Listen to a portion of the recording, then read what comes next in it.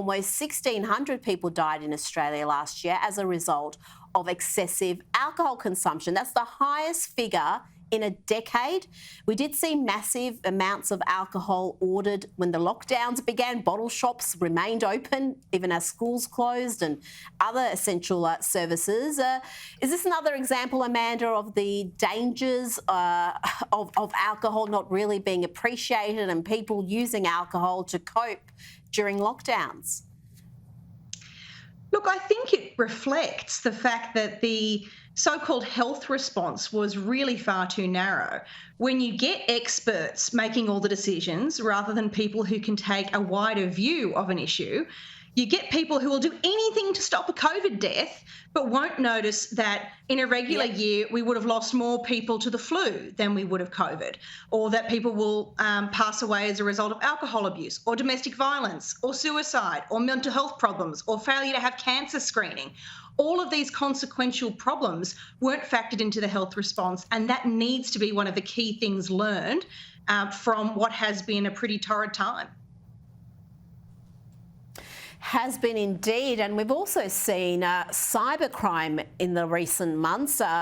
Optus had its issues, and now we're hearing about Medibank has been hacked, with the perpetrators threatening to sell confidential customer information. The breach has prompted further calls to change laws about how long companies can retain personal information.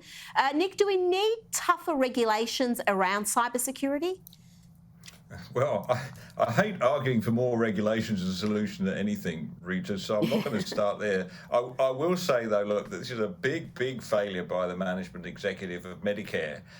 Look, we don't know what data has actually been out or whether it's just a fraudulent attempt to get money out of them. But look, if they're not sure, if their systems are so open to this kind of abuse, they've got some answering to do. And those companies themselves should think long and hard about how appropriate it is to keep data that they no longer need for a long period.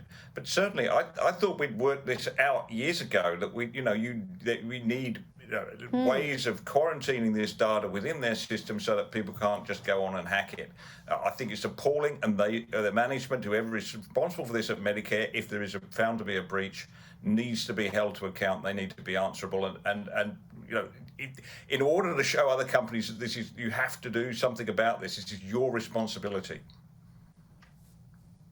Yes, spend more on cybersecurity and less on social engineering programs, which brings me to my next topic. Today is International Pronoun Day, and the Australian Commonwealth Games Twitter account was very happy to promote this. They were tweeting about it, but it was not well received. Indeed, it was so badly ratioed, as the kids say, that they turned off comments on their Twitter account and hid the majority of responses.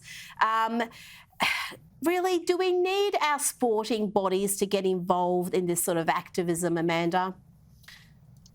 If there's one thing everybody should emerge from the last couple of years having crystal clear in their mind, it's that when the organisers of sport and players start dipping into politics, whether that's the netball team, whether that's Captain Cummins, whether that's the management of the Manly Football Club, every time you start trying to do politics rather than play the game, sport falls apart. It's supposed to be something that brings people together, no matter what their background, no matter what they identify as, dare I say it, no matter how they like to be addressed.